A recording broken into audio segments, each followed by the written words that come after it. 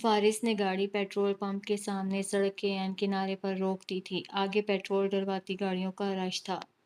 وہ رین کوٹ کا ہوڈ سر پر چڑھائے گاڑی سے نکل گیا۔ جنت سامنے دیکھنے لگی۔ دھند میں ملفوف درخت بس چند قدموں کے فاصلے تک ہی تھے۔ اس نے پانی کے چند مزید گھونٹ بھرے، پھر داہنے ہاتھ کی انگلیوں سے کن پٹی دبانے لگی۔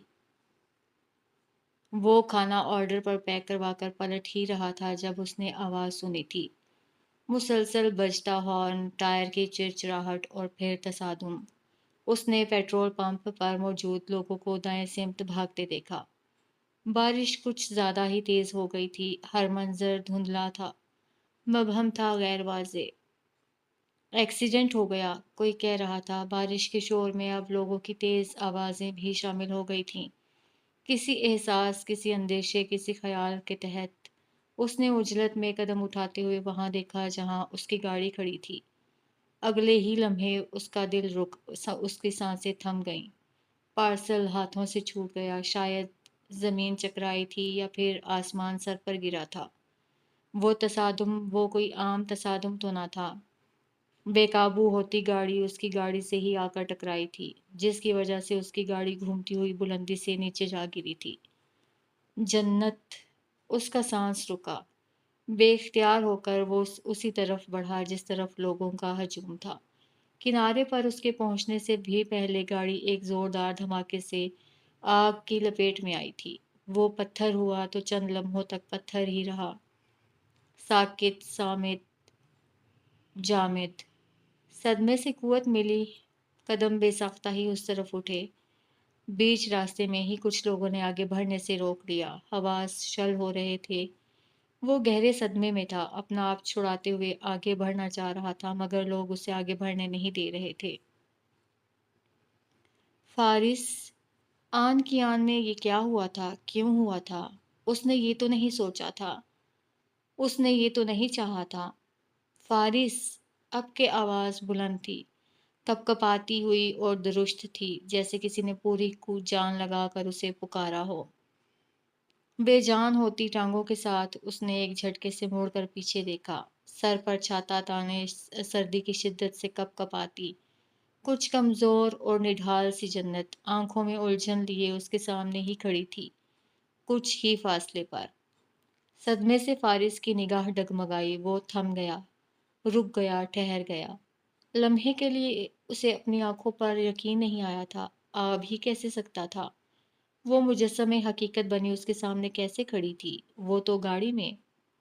آنکھوں میں بے یقینی اور الجھن لیے اپنے آپ کو لوگوں کی گرفت سے آزاد کرتے ہوئے وہ اس کی جانب بڑھا۔ جنت نہ سمجھی کے عالم میں اسے دیکھنے لگی۔ اس کی طبیعت ٹھیک نہیں تھی، سر درد سے پھٹا جا رہا تھا، سردی اذیت بڑھا رہی تھی، مگر فارس کی آنکھیں، اس کے تاثرات، اس کا خوف اور گھبراہٹ اس پر روشن دن کی طرح عیاں تھا۔ میرے سر میں درد تھا تو میں ٹیبلٹ لینے کے لیے، اس نے خوامخواہ وضاحت دی۔ آسمان پر بجلی چمکی، پھر گھن گرج کی آواز ہر سمت گونجی۔ وہ اس پر نگاہ جمائے اپنی جگہ کھڑا رہا۔ اب کے جنت نے اس کے عقب میں دیکھا۔ شاید وہ ایکسیڈنٹ کی نوعیت اور نقصان کے بارے میں جاننا چاہ رہی تھی۔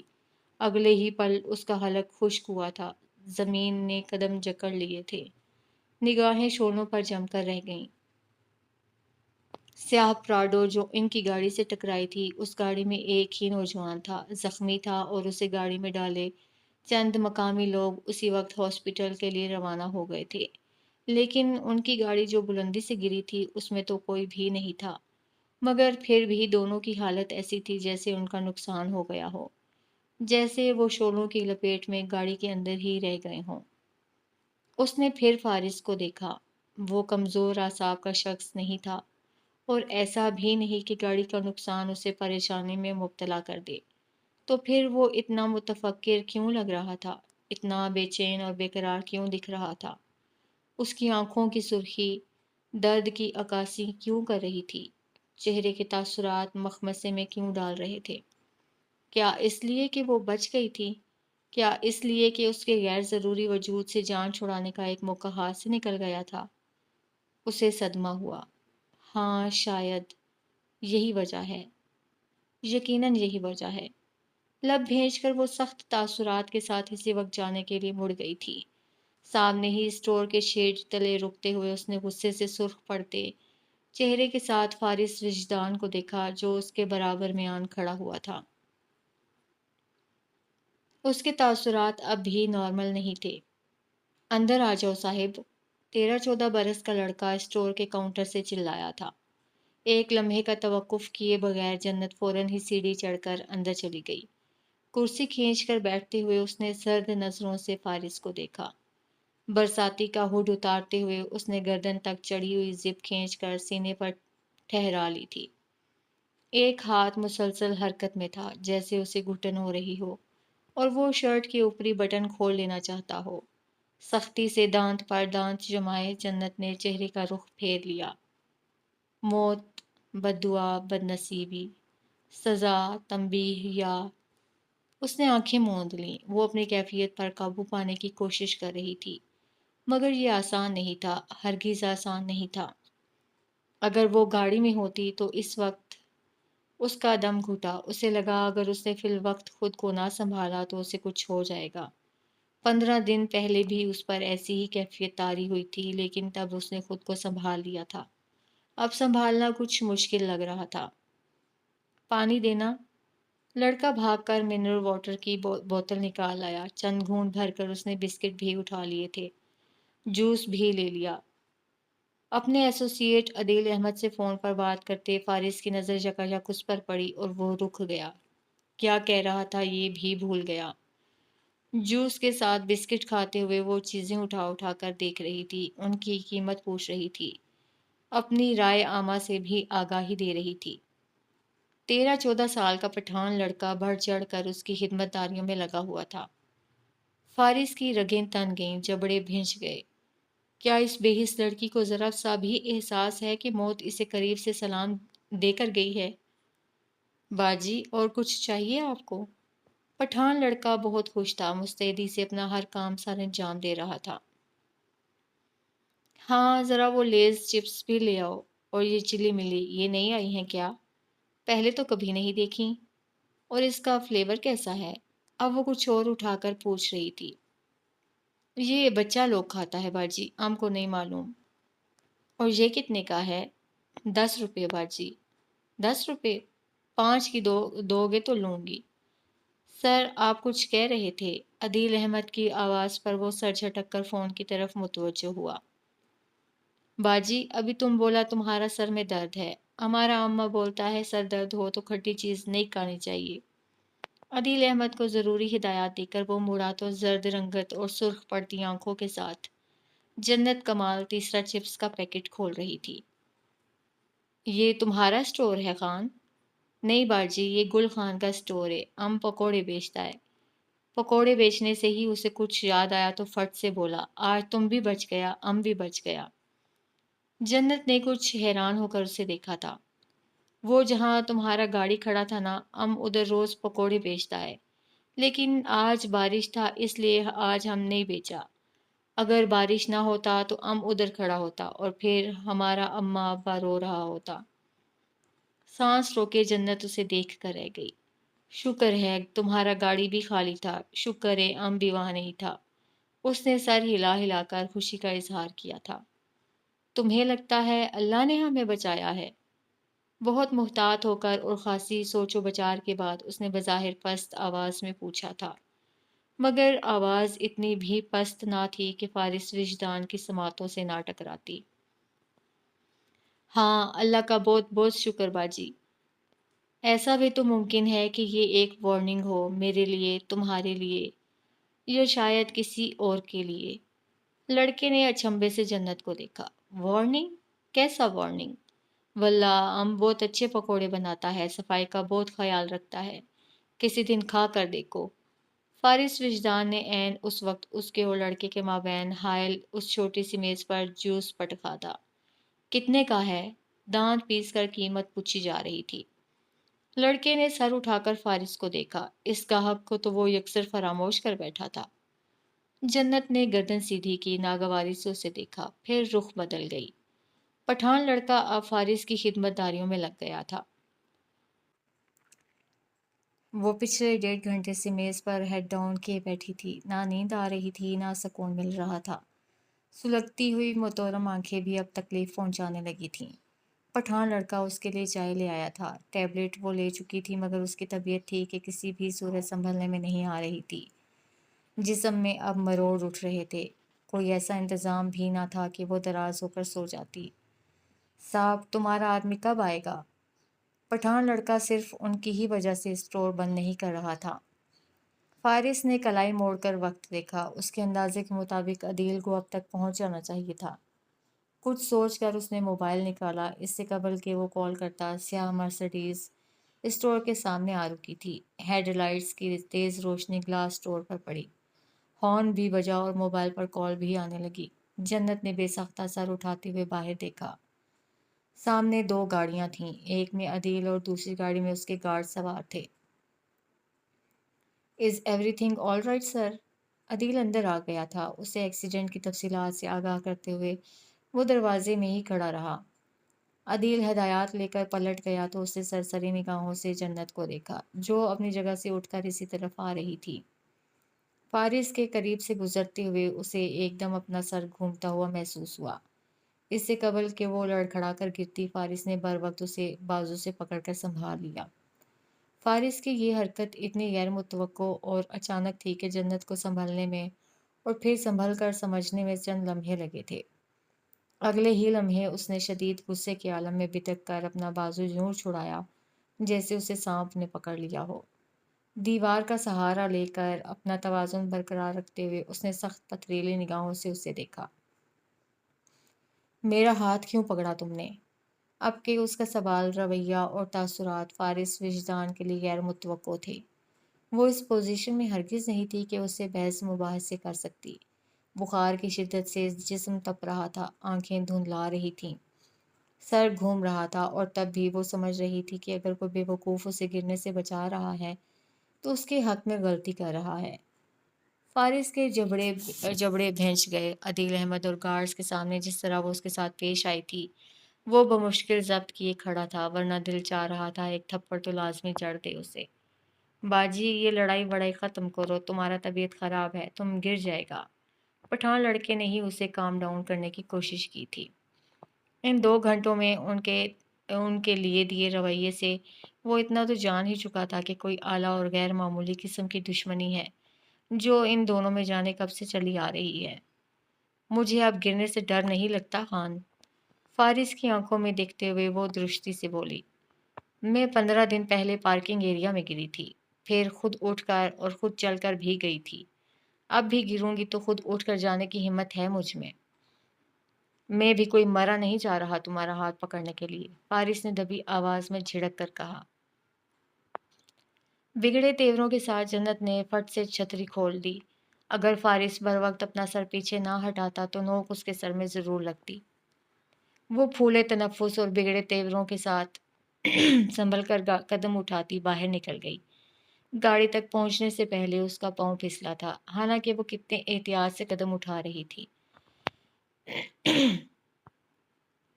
اور وہ ایک بار پھر نیچے گری تھی، بہت بری طرح سے۔ دبی دبی کراہ اس کے حلق سے خارج ہوئی، اوپر سے بارش کی بوچھاڑ جس سے چند سیکنڈ میں ہی اسے مکمل بھگو دیا تھا۔ چھتری جانے کہاں غائب ہوئی تھی۔ پٹھان لڑکے نے بے ساختہ پیشانی کو چھوا، جیبوں میں ہاتھ ڈالے سیڑھیوں پر کھڑا۔ فارس وجدان اب کہ اس کی مدد کو نہیں آیا تھا، اس کے چہرے پر مکمل اطمینان تھا۔ کھڑوس سے میری ہمت برداشت نہیں ہوئی، نظر لگا دی۔ وہ اپنی کوہنی سہلاتے ہوئے مسلسل رو رہی تھی، جانے کیا سوچ کر، جانے کیا سمجھ کر، اور جانے اور کتنی تکلیفوں پر۔ حالانکہ اسے فارس وجدان کے سامنے نہ کبھی رونا تھا نہ کمزور پڑنا تھا، لیکن یہ غم کہ وہ گری، آخر فارس وجدان کے سامنے ہی کیوں گری، کیوں؟ اور تبھی اس نے فارس کو زینہ اتر کر اپنی طرف آتے دیکھا۔ لبوں پر طنزیہ مسکراہٹ تھی۔ جنت کا چہرہ خفت سے سرخ پڑ گیا۔ اس کے سر پر پہنچ کر فارس نے اپنا ہاتھ بڑھایا، خیرات کی طرح، کہ لو، خود سے پکڑو تاکہ تمہیں اس سچویشن سے نکالا جا سکے۔ وہ بھی جنت کمال تھی، تنفر سے اس کا ہاتھ جھٹک کر بغیر کسی مدد، بغیر کسی سہارے کے خود سے ہی اٹھ کھڑی ہوئی۔ कोई हड्डी वड्डी नहीं टूटी थी कि उसे अब भी किसी सहारे की जरूरत पड़ती। चोटें ही तो आई थीं। वो चोटें तो हमेशा इसे आती रहती थीं। इससे भी तो मुश्किल तरीन वक्त देखा हुआ था उसने। तो फिर ऐसे कैसे कमजोर पड़ जाए। कीचड़ से लथपथ कपड़ों के साथ मुकम्मल तौर पर भीगी हुई अब वो अपने कदमों पर खड़ी थी। दिल चाहा अब तो चीख कर रो पड़े, लेकिन उसने सब्र का मुजाहिरा किया और गाड़ी का दरवाज़ा खोलकर धप से अंदर बैठ गई। दरवाज़ा उसने ज़ोर से बंद किया था।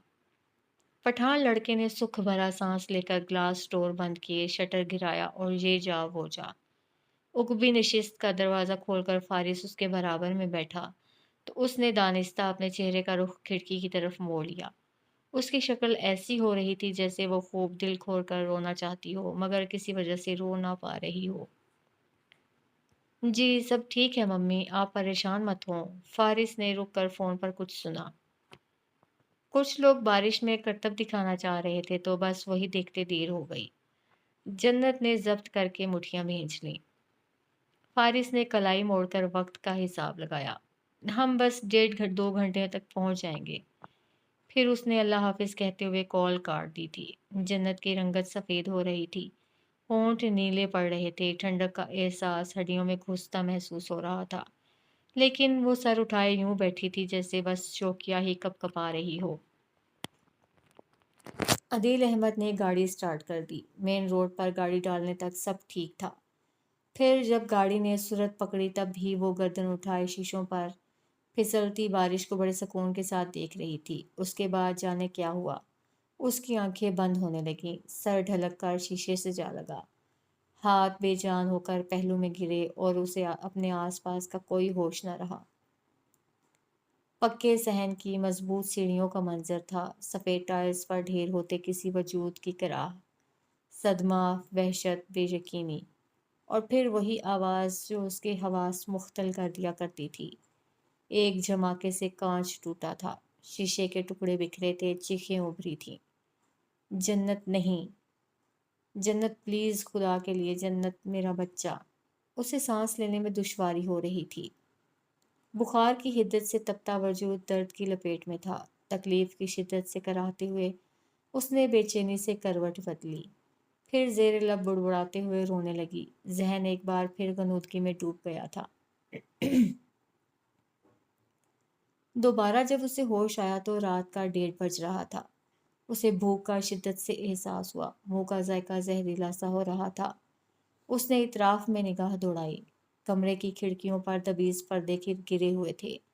लाइट्स ऑफ थीं, सिर्फ नीलगू बल्ब जल रहा था। हीटर ऑन था। तभी कमरे में सर्दी का एहसास नहीं हो रहा था। गहरा तनफ्फुस लेते हुए वो किसी कदर कोशिश से उठकर बैठ गई थी। आखिरी मंजर जो जहन में महफूज था वो गाड़ी का था। मध्यम सी नीलगू रोशनी में फारिस उसे सामने काउच पर नीम दराज दिखाई दिया। आंखें बंद थी, तनफ्फुस हमवार, यकीनन गहरी नींद में था। जन्नत ने दाहिने हाथ पर निगाह दौड़ाई। कैनोला मौजूद था, ड्रिप उतर चुकी थी।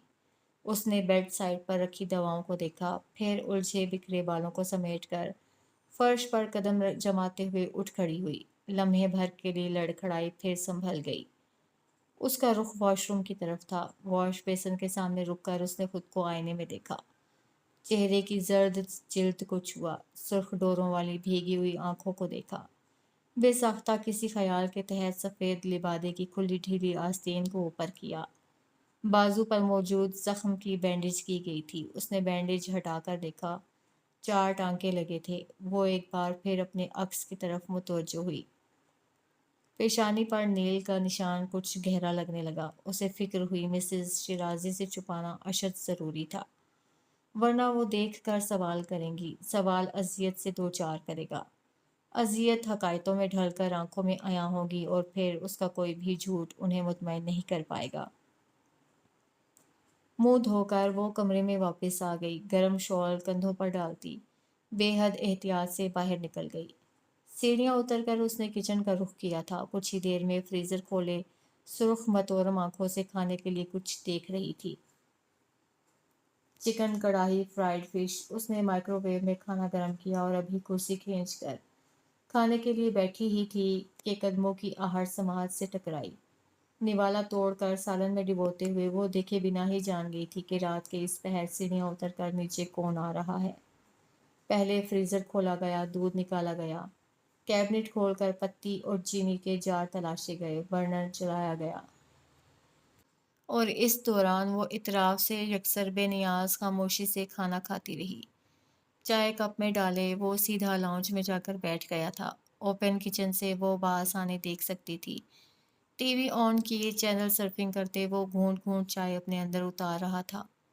जन्नत ने बस एक लम्हे के लिए उसकी पुश्त को देखा, फिर सपाट तासुरात के साथ सिंक में इस्तेमाल शुदा प्लेटें रखकर अपने कमरे में आ गई। बेड साइड टेबल पर दवाओं के साथ औकात की निशानदेही करते नोट चश्मा था। कौन सी टैबलेट किस वक्त लेनी है और दिन में कितनी बार लेनी है, सब दर्ज था। लब भेंच कर वो ग्लास में पानी उंडेलने लगी। दवा लेने के बाद उसने अपना लिहाफ और तकिया उठाया और फिर अपनी साबका जगह यानी सोफे पर जाकर लेट गई। फिर जाने कब उसकी आंख लग गई थी और खुली तब थी जब किसी ने कंधा हिलाते हुए पुकारा था। आवाज़ गैर मानूस थी। आंखें खोलकर उसने खुद पर झुके चेहरे को देखा। कुछ धुंधला सा था। क्या बात है? आवाज़ भारी थी। अब कैसी तबीयत है आपकी? जन्नत ने उस लड़की को देखा जो गर्म कपड़ों पर स्याह रंग के स्वेटर में मलबूस दुपट्टा सलीके से जमाए चमकती रोशन आंखों से उसे देख रही थी। कौन हो तुम? मैं अक्सा हूँ जी। अक्सा कौन? हवास कुछ बेदार हुए तो वो उठकर बैठ गई। अब्दुल गफूर की बेटी। अब्दुल गफूर उनके माली थे, खुद शहर में काम करते थे मगर फैमिली गांव में रहती थी। अक्सा अब कुछ मुतफक्किर निगाहों से उसे देखने लगी। आप ठीक हैं जी? हाँ। चेहरे पर दोनों इतराफ में फिसलते बालों को कान के पीछे उड़सते हुए उसने कहा। फिर सर उठाकर खिड़कियों की तरफ देखा। दबीज पर्दे डोरियों में बंधे हुए थे। सूरज की तेज रोशनी छनकर अंदर आ रही थी। कितने दिनों बाद सूरज निकला था। आपके लिए कुछ खाने के लिए लाऊं? चिकन सूप बनाया है जी, मीठे में खीर भी बनाई है। जन्नत ने बेसाख्ता दाहिने हाथ की पुश्त पर निगाह दौड़ाई। केनोला उतर चुका था, सनीप्लास्ट लगा था। मैं यहाँ कब आई थी? परसों शाम में आपको साहब लाए थे। साहब लाए थे? फांस की तरह कुछ शय जन्नत के हलक में अटकी। कैसे लाए थे? उठा कर लाए थे जी, और कैसे लाते? वो हैरान होकर जन्नत को देखने लगी। जन्नत का रंग उड़ा। आपकी इतनी तबीयत खराब थी, जिस्म मानो आग में जल रहा था। अक्सा ने बात जारी रखी। मैं सारी रात बैठकर ठंडे पानी की पट्टियां ही करती रही। फिर फारिस साहब ने डॉक्टर को बुलाया, तब जाकर आपका बुखार कम हुआ। बड़े सनसनीखेज में अंदाज में चेहरे के तासुरात के उतार चढ़ाव के साथ अपनी बात मुकम्मल करके उसने जन्नत को देखा। वो हैरत से अक्सा को देख कर रह गई। गुज़श्ता 24 घंटों का तो उसके पास कोई हिसाब ही ना था, ना ही उसे कुछ याद था। वो चंद लम्हों तक खाली उस ज़हनी कैफियत में बैठी रही। फिर उसने उठकर शॉवर लिया। कपड़े बदलकर उसने मामूल की तरह ब्रश से बालों को सुलझाकर कैचर में जकड़ा। स्वेटर पहना, शॉल ओढ़ी, फिर अक्सा के हमरा नीचे आ गई। हिम्मत मुजतमा करते हुए उसने मिसेज शिराजी के कमरे का रुख किया था। दस्तक देकर दरवाज़ा खोला तो वो सामने ही बेड पर बैठी दिखाई दी। आंखों पर ग्लासेस लगाए कोई किताब पढ़ रही थीं। जन्नत पर नज़र पड़ते ही उन्हें खुशगवार हैरत ने घेर लिया। जन्नत बेटा, बाहर क्यों खड़ी हो? अंदर आओ। लहजे में कितना प्यार था और आंखों में कितनी फिक्र थी। भारी कदम उठाती वो बेहद खामोशी से उनकी बाहों में समा गई थी। जो कुछ सुन चुका हूँ वो सब मम्मी को बताऊंगा तो वो क्या सोचेंगी? एक ऐसी लड़की को बहू बना बैठी हैं जो इनफर्टाइल है, जिसने अपनी सौतन के बच्चे की जान लेने की कोशिश की है, जिसके खानदान के लोग उसे अछूत की तरह ट्रीट करते हैं और जो अपनी माँ की मौत का सबब बनी है।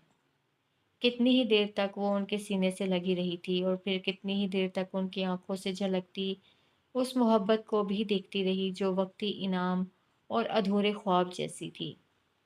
अब कैसी तबीयत है? उन्होंने उसका सर, उसका माथा चूमा था। उसने पलकें झपका झपका कर आंखों में उभरती नमी को रोक लिया। बेहतर है। उन्होंने मजीद कुछ न पूछा, कोई बात न कही, कोई सवाल न दोहराया। बस अपने बाजू के हिसार में लिए जाने क्या कुछ पढ़कर उस पर फूंकती रहीं। نظر لگ گئی ہوگی اس دن میری بیٹی پیاری بھی تو بہت لگ رہی تھی۔ جو بددعاؤں کے زیر اثر رہتے ہوں انہیں نظر نہیں لگا کرتی۔ مگر وہ یہ بات مسز شیرازی کو نہیں بتا سکتی تھی۔ کچھ وقت ان کے پاس خاموشی سے بتا کر وہ آرام کی غرض سے کمرے میں آ گئی تھی۔ ایک بار پھر اس نے پرسکون رہنے کی کوشش کی تھی اور ایک بار پھر بند آنکھوں نے اس کی ہر کوشش ناکام بنا دی تھی اور وہ پھوٹ پھوٹ کر رو دی۔ وہ مسز شیرازی کو کسی بھی صورت پریشان نہیں کرنا چاہتی تھی، انہیں کسی گہری اذیت یا صدمے سے دوچار نہیں کرنا چاہتی تھی۔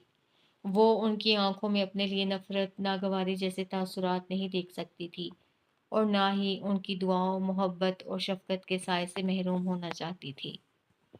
وہ جانتی تھی فارس نے انہیں کچھ بھی نہیں بتایا ہوگا، وہ اپنی ماں سے بے حد بے پناہ محبت کرتا تھا اور جب یہ طے تھا کہ کسی ڈیل کی طرح کیے گئے اس رشتے نے بھی ختم ہو ہی جانا ہے تو وہ گھر میں خواہ کی ٹینشن پیدا نہیں کرنا چاہے گا۔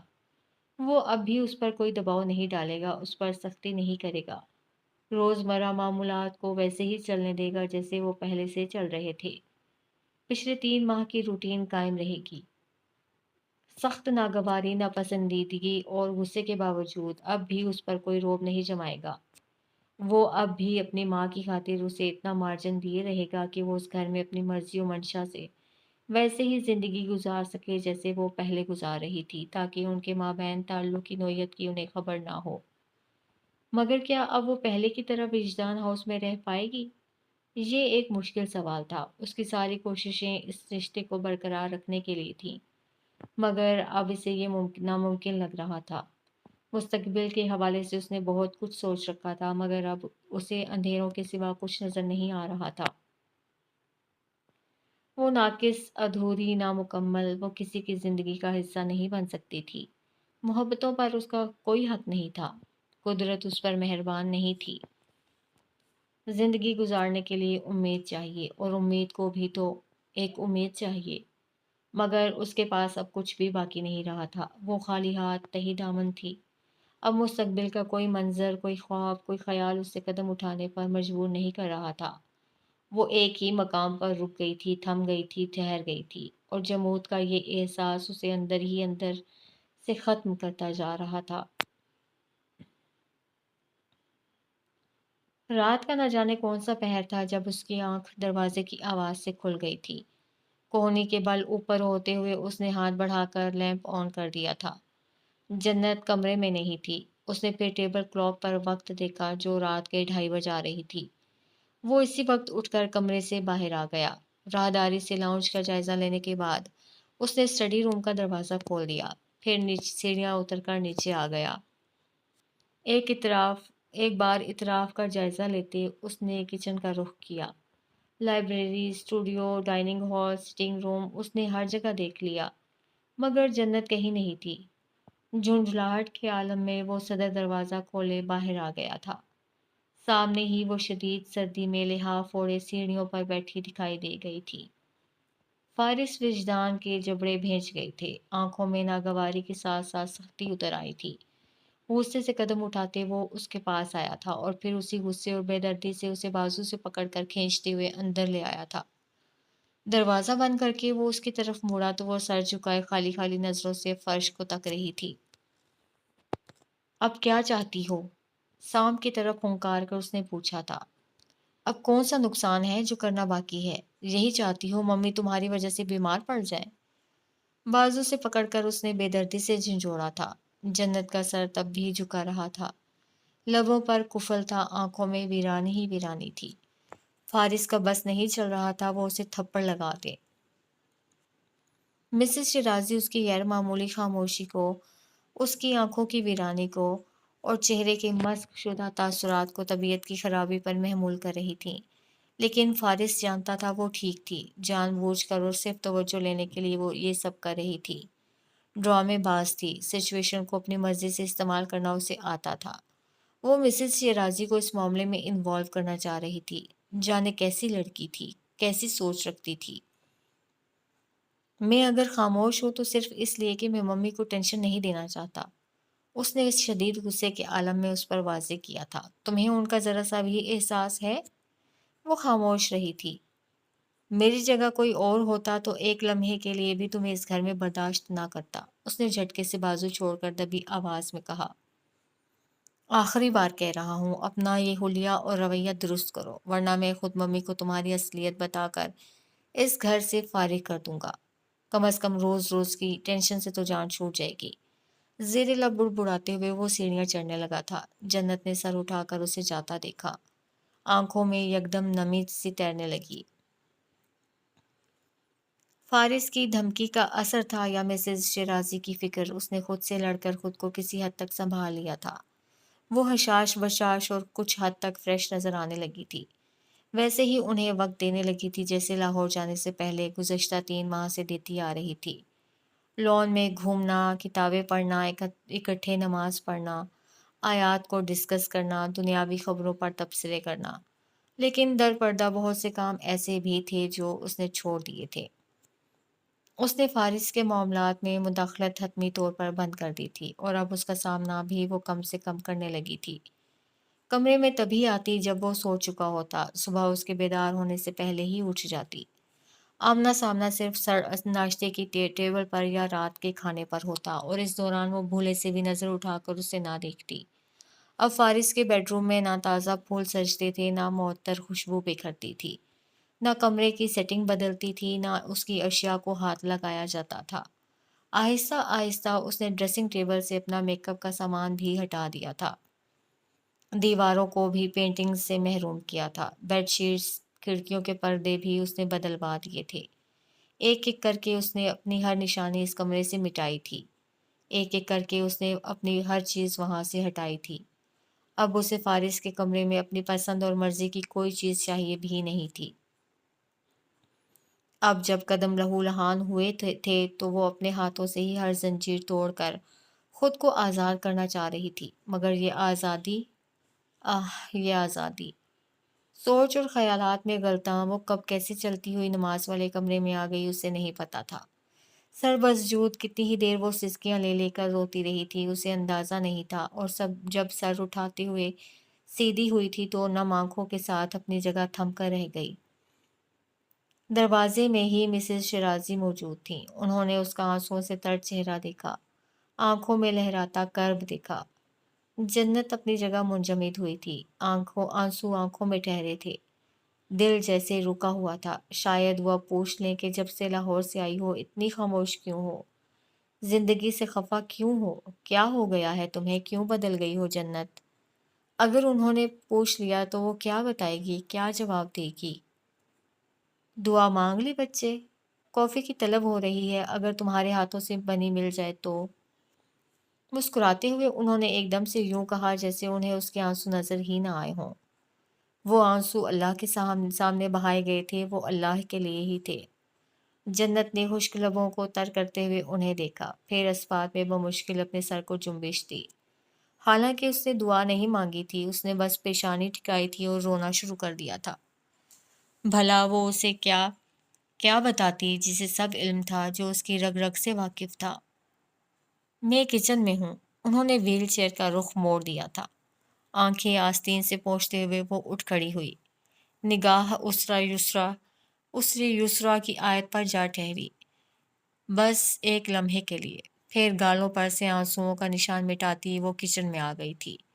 اس نے مسز شیرازی کو دیکھا، گود میں دھری ڈائری انہوں نے کاؤنٹر ٹیبل پر رکھ دی تھی اور ہاتھ بڑھا کر کچھ لکھ رہی تھیں۔ تمہارا کیا خیال ہے جنت؟ محرومیوں پر صبر کیسے آتا ہے؟ کافی بنا کر وہ ان کے پاس آئی تو اپنا مگ اٹھاتے ہوئے انہوں نے قلم رکھ کر پوچھا تھا۔ اس نے انہیں دیکھا، فوری طور پر کوئی جواب اس کے ذہن میں نہ آ سکا۔ کیسے آتا ہے؟ کچھ دیر کے بعد اس نے گھونٹ بھرتے ہوئے پوچھا۔ وہ جانتی تھی مسز شیرازی اس ٹاپک پر کچھ لکھ رہی ہوں گی، جواب ان کے پاس ہوگا، یقیناً ہوگا۔ سوالوں پر غور کرنے والوں کو جواب مل ہی جایا کرتے ہیں۔ سکون شکر سے آتا ہے، شکر صبر سے ہوتا ہے۔ صبر اللہ کی رضا میں راضی ہونے کا نام ہے، اور رضا اللہ کی حکمت پر بھروسہ کرنے سے آتی ہے۔ بھروسہ ایمان اور ایمان یقین سے ہوتا ہے۔ گھونٹ گھونٹ کافی اپنے اندر اتارتے ہوئے وہ انہیں خاموشی سے دیکھنے لگی۔ ایک محرومی کے ساتھ ڈھیر ساری دعائیں بھی تو ہوتی ہیں۔ اب مجھے دیکھ لو، وہ مسکرائیں۔ اپاہج ہو گئی ہوں، لیکن اللہ نے مجھے بولنے، سننے اور دیکھنے کی صلاحیتوں سے محروم نہیں رکھا۔ وہ ایک محرومی بہت بھاری ہے، مگر اس کے ساتھ بھی اتنی عطائیں ہیں کہ میں شمار نہیں کر سکتی۔ انہوں نے ایک لمحے کا توقف کیا۔ جب میں عطا پر غور کرتی ہوں تو میرے اندر شکر کا جذبہ سر اٹھاتا ہے۔ یہی جذبہ مجھے میری محرومیوں پر صبر سکھا دیتا ہے۔ صبر اللہ کی رضا سے جڑا ہے۔ رضا اللہ کی حکمت پر، اس کی رحمت پر بھروسہ کرنا سکھاتی ہے، اور میں سوچنے لگتی ہوں کہ یقیناً اس میں میرے لیے بھلائی ہوگی۔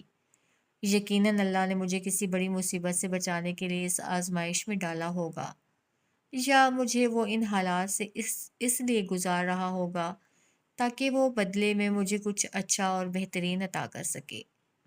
مگ پر گرفت مضبوط کیے جنت خاموش بیٹھی تھی۔ یقین سے ابتدا کرتی ہوں تو شکر پا لیتی ہوں، شکر سے آغاز کرتی ہوں تو یقین مل جاتا ہے۔ کافی کا خالی مگ کاؤنٹر پر رکھ کر انہوں نے ڈائری اٹھا لی۔ جنت بھی اپنی جگہ سے اٹھ کھڑی ہوئی تھی۔ آنٹی؟ ویل چیئر کا رخ موڑتے ہوئے انہوں نے رک کر اسے دیکھا۔ جی بیٹا۔ اللہ کی زمین بہت بڑی ہے، جو اس کا ہو جائے اس کے لیے کم نہیں پڑتی۔ وہ اسے پھر بے گھر نہیں ہونے دیتا، ہے نا؟ سیڑھیاں اترتے فارس وجدان کے قدموں کی حرکت یک لخت تھمی تھی۔ کچن کاؤنٹر کے اس طرف وہ مسز شیرازی سے مخاطب تھی۔ بے شک۔ انہوں نے ویل چیئر کا رخ موڑا، پھر کچھ سوچ کر رک گئیں۔ سجدوں میں گرنے والوں کو اللہ کبھی گرنے نہیں دیتا جنت۔ جنت کی آنکھوں میں نمی ٹھہر گئی۔ بدقت مسکراتے ہوئے اس نے انہیں دیکھا۔ وہ مسز شیرازی کو کیوں فراموش کر بیٹھی؟ اس نے وعدہ کیا تھا وہ انہیں ان کے پوتے سے ملوائے گی۔ اس نے خود سے عہد کیا تھا وہ ان کا ہر لحاظ سے خیال رکھے گی، تو پھر اب کیوں ہمت چھوڑ بیٹھی تھی وہ؟ نکاح ایک کانٹریکٹ، جب تک وہ ہے، ہاں تب تک اسے مسز شیرازی کے ساتھ ان کی دعاؤں کے سائے تلے رہنا ہے۔ محبتیں ایسی بھی ہوتی ہیں، ایسے بھی ملتی ہیں اللہ کے پیاروں سے۔ وہ سرشاری کے عالم میں سوچے جا رہی تھی۔ فارس انہیں کبھی بھی اس کے ماضی سے آگاہ نہیں کرے گا۔ ان کی محبت اس کے لیے قائم و دائم ہی رہے گی۔ آنکھوں میں نفرت کا تاثر نہیں ابھرے گا، لب دعا سے خالی نہیں ہوں گے۔ وہ ان کے پوتے کے لیے ان کے ساتھ کھڑی رہے گی۔ عقب میں صدر دروازہ کھول کر فارس وجدان باہر چلا گیا تھا۔ جنت کمال اب بھی مسز شیرازی کو ہی دیکھ رہی تھی۔ اس کی آنکھ کھلی تو رات کا 1:30 بج رہا تھا۔ اٹھ کر بیٹھتے ہوئے اس نے سینے پر دھری کتاب کافی ٹیبل پر رکھ دی تھی۔ لاہور سے واپسی کے بعد اکثر ایسا ہونے لگا تھا کہ وہ سٹنگ ایریا میں ہی سو جایا کرتی تھی، اور اب جب شدید سردی کا احساس ہوا تھا تو وہ اٹھ کر کمرے میں آ گئی تھی۔ کمرے کے اندر داخل ہوتے ہوئے اسے یکایک ہی غیر معمولی پن کا احساس ہوا تھا۔ زرکار فانوس اور لیمپ روشن تھے۔ بیڈ پر بے ترتیبی سے کشن جہاں وہاں بکھرے تھے۔ اس کی نگاہیں بے اختیار واش روم کی جانب اٹھ گئی تھیں۔ ادھ کھلے دروازے سے وہ فارس کو واش بیسن پر جھکا دیکھ سکتی تھی۔ وہ کھانستے ہوئے الٹی کر رہا تھا۔ نچلا لب یوں ہی بے خیالی میں دانتوں تلے دباتے وہ صوفے پر جا بیٹھی۔ وہ کچھ ہی دیر بعد باہر آیا تھا۔ مدھم سی روشنی میں اس کا چہرہ واضح تھا۔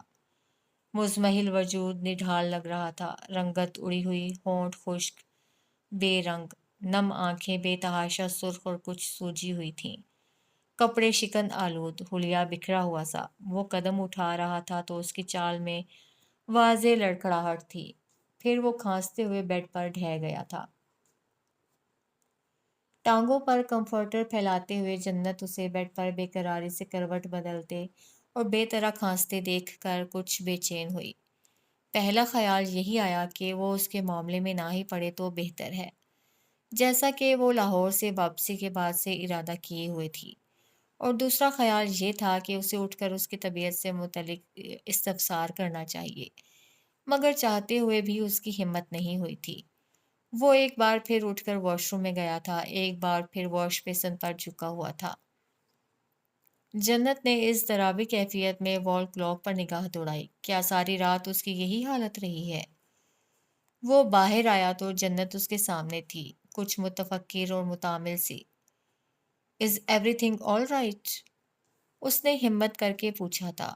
ایک ہاتھ سے دیوار کا سہارا لیتے ہوئے اس نے دیوار کی نوب کو تھامے رکھا۔ بار بار وہ پلکیں یوں جھپک رہا تھا جیسے آنکھوں پر چھائی ہوئی دھند ہٹانے کی کوشش کر رہا ہو۔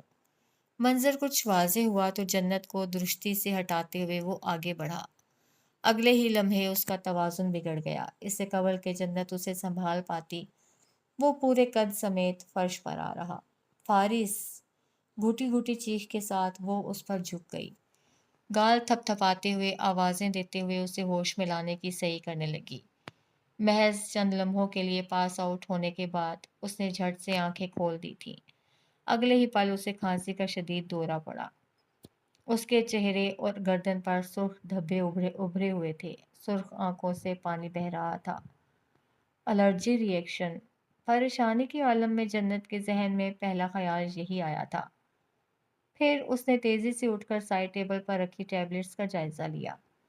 پانی کا آدھا گلاس بھی رکھا تھا، گویا وہ الرجی کے لیے میڈیسن لے چکا تھا۔ مگر اسے ابھی تک افاقہ کیوں نہیں ہوا تھا؟ اگر بروقت افاقہ نہیں ہوا تھا تو یکدم اس کے اندر خطرے کی گھنٹی بجی۔ سائڈ ٹیبل سے اس نے فارس کا موبائل اٹھا لیا۔ اس کے داہنے ہاتھ کی فنگر پرنٹ سے لاک کھول کر ڈاکٹر بخاری کا نمبر کانٹیکٹ سے نکالا۔ وہ مشکل سانس لیتے فارس پوری طرح سے کھانسے جا رہا تھا۔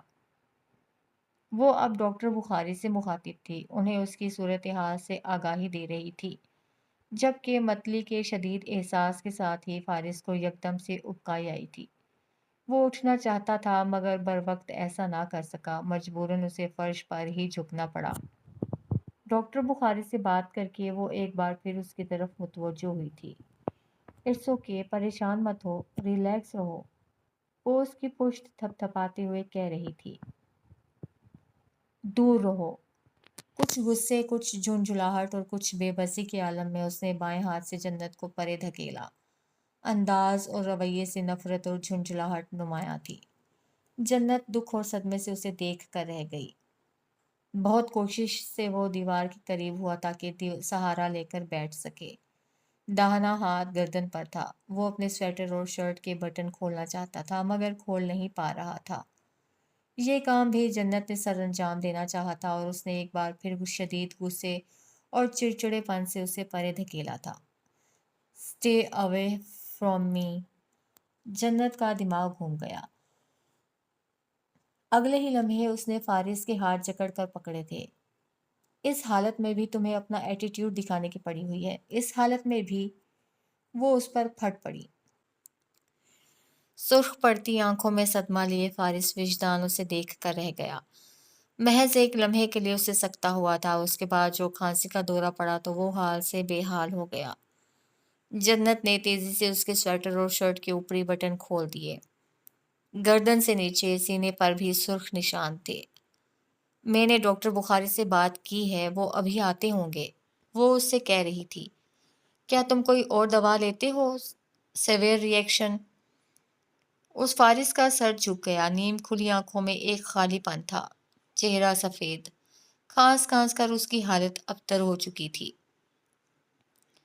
فارس! اس کا سر اٹھاتے ہوئے، گال تھپ تھپاتے ہوئے اس نے ایک بار پھر اسے متوجہ کیا تھا، مگر وہ متوجہ نہیں ہوا تھا، کوئی جواب بھی نہیں دے رہا تھا۔ فارس! میری طرف دیکھو، میری بات سنو۔ یکایک ہی اس کی گردن ڈھلک گئی، وجود بے جان سا ہو گیا۔ فارس! جنت کے حلق سے گھٹی گھٹی چیخ نکلی، آنکھوں میں خوف و ہراس پھیل گیا۔ داہنا ہاتھ منہ پر جمائے وہ متوحش سی ہو کر پیچھے ہٹ گئی تھی۔ فارس سانس نہیں لے رہا تھا، اس کے وجود میں اب کوئی حرکت نہیں رہی تھی۔